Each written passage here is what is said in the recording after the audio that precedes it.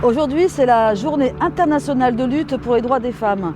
Ce n'est ni une journée pour fêter la femme, ni une journée pour distribuer des fleurs. Pour moi, le 8 mars, je pense en fait à toutes ces femmes que je rencontre chaque jour. Celles qui élèvent seules ses enfants, celles qui attendent un logement digne, celles qui subissent des violences et qui n'osent pas parler. Je pense à toutes ces femmes aussi qui travaillent, qui tiennent debout et qui vivent dans la peur du lendemain. Et je pense aussi énormément à ces femmes qui font tourner les services de la ville, dans les écoles, les hôpitaux, les associations, les commerces, et qui pourtant restent parmi les plus précaires.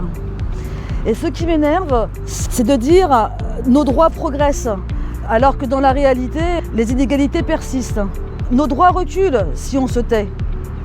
Et je refuse que les droits des femmes deviennent un discours creux, tenu à l'écart des enjeux politiques. Le féminisme, c'est une question de justice sociale. Et la justice sociale s'applique aussi à l'échelle municipale.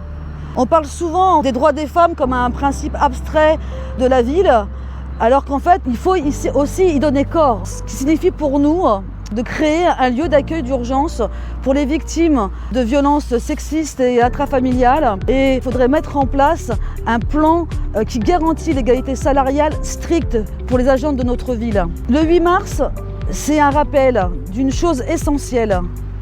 Rien n'a jamais été donné aux femmes. L'année dernière, nous avons fêté, célébré l'inscription de l'accès à l'avortement dans la Constitution française.